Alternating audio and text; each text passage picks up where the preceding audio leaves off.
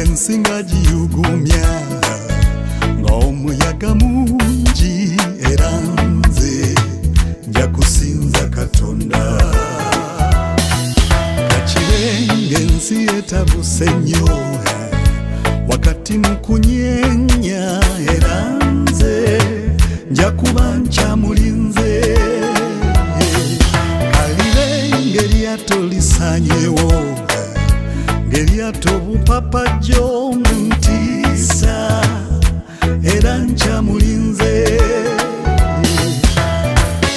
Wakati mu muliro mu mazzi amangi wagamba obutandeka era nkyakulinze.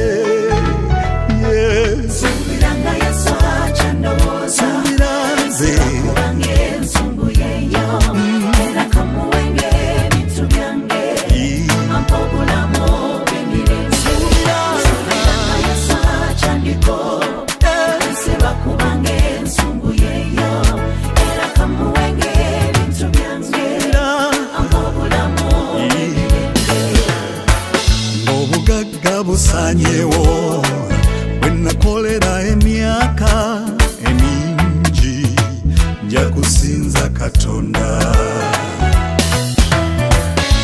Omutima gukoze nnyo ng'ennaku eguyinze sikutanze era nkyakulinda.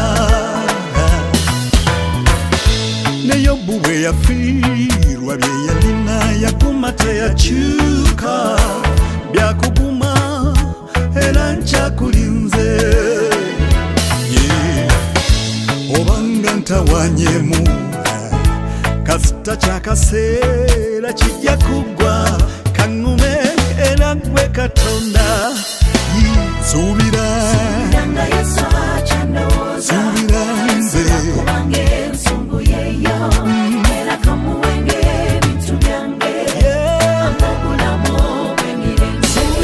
Suubiranga Yesu akyandiko nsiba kubanga ensungu yeeyo tandase kamuwenge ebintu byange suubira nze obulamu bw'emirembe. bwe nasiibula okuva mu kyalo twasaba Katonda mpe Katonda gwe twasaba manyi lumu alituyamba. Wadde gye ndi bizibu nnyo obulamu buzibu nnyo tebinnaba kulungiwa naye nkyamulinzeeko. Lwakuba emiteeru gy'abalamu mingi olukya lw'obala tebinnaba kulungiwa naye nkyagoberera. Egyo gye gyalumba ne Mukama Yesu naye yagamba tugume nti yakamaze okuwangula mu ye tuli bawanguzi. Ekyo kye kinyweza Suubiranga Yesu akyandowooza suubira nsiba kubanga